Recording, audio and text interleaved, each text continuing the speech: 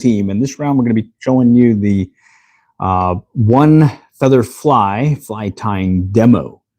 It's one I just posted a YouTube Shorts where yours truly was fishing it, and I was able to catch a few bass with it. And one particular one was one that was a little twitchy motion to get it caught. So I figured I might as well do one of these live streams and show you how I tie this one feather fly. And if you're not able to watch during the live stream, certainly check it out later. It'll be posted automatically after the live stream is over. All right.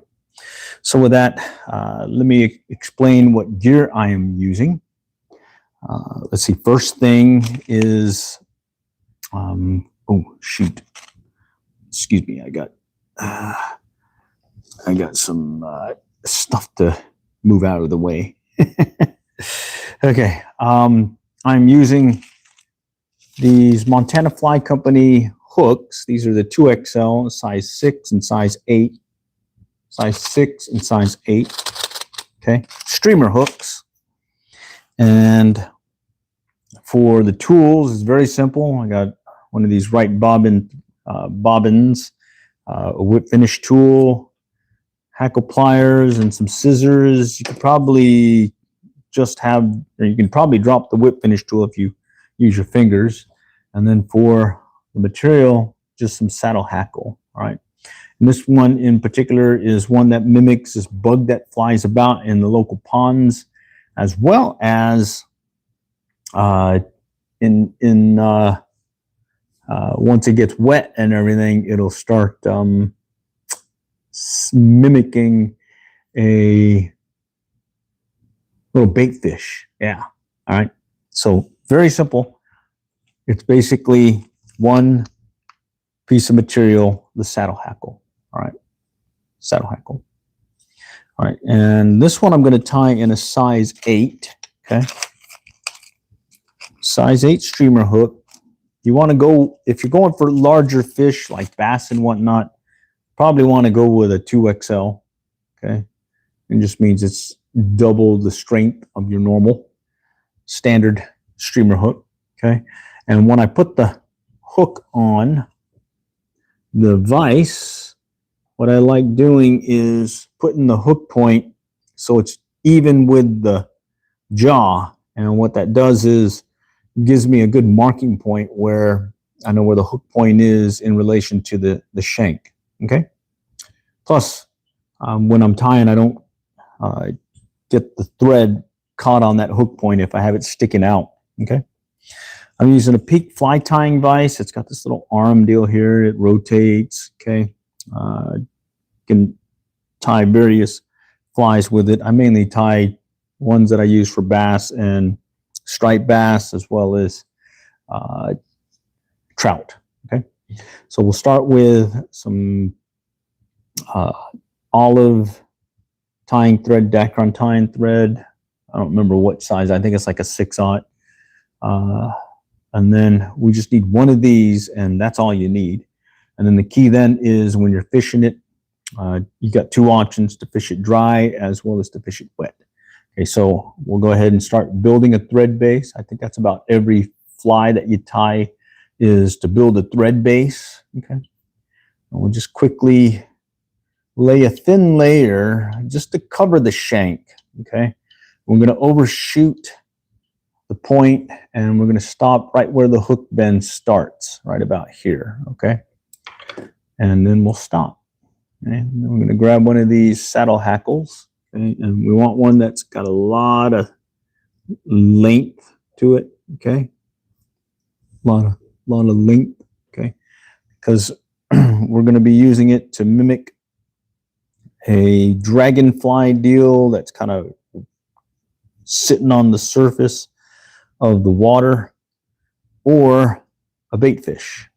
Okay, when you fish it wet, it's going to be like a bait fish, and when you fish it dry, it'll be like that dragonfly. Okay, so here I've just cleaned it up, just took out some of the threads, so I have a bare quill. Okay, bare quill, and I'm going to lay it concave side down. Okay, I'm going to come in at an angle and tie it in. Okay. And right there, once I get a couple of wraps over and back and forth, I'll take the thread and stop about one hook eye behind, put a 1/2 inch in just to hold it in place. Okay. And then I'll take advantage of this rotary deal and I'll put my thread on the hand little thing that sticks out. And then we'll use the hackle pliers and we'll grab the tip and then we'll start rotating. It's called the Palmer wrap. And I'm just going to adjust and start going one in front of the other, moving forward. Okay. And I'm going to stop just like so.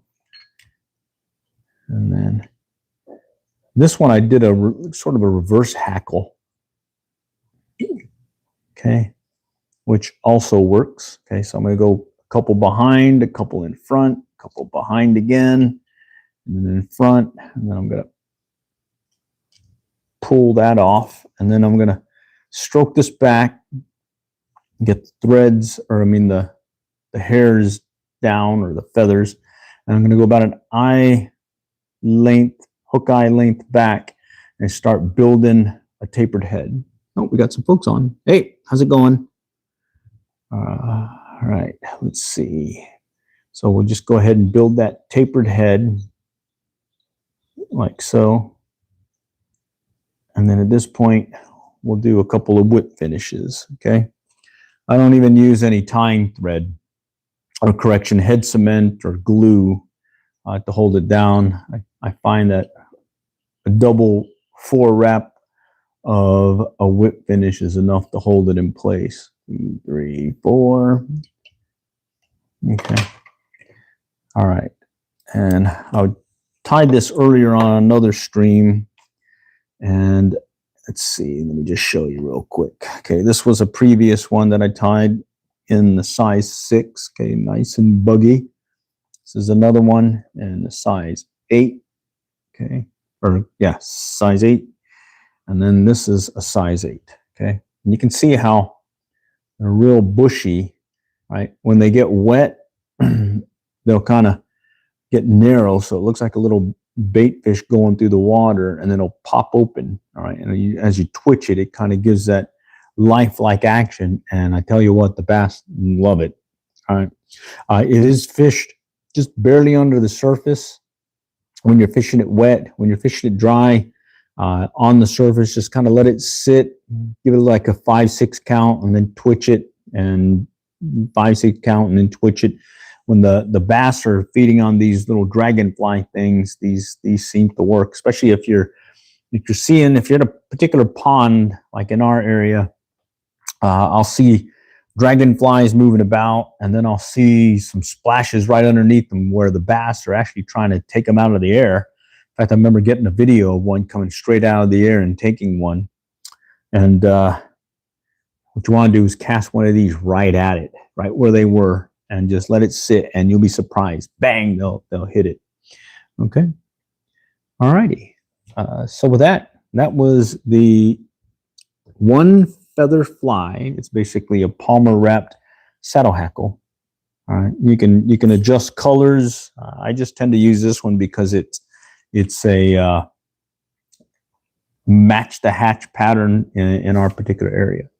All right. So with that, all for now. Glad you guys were able to join. Take care.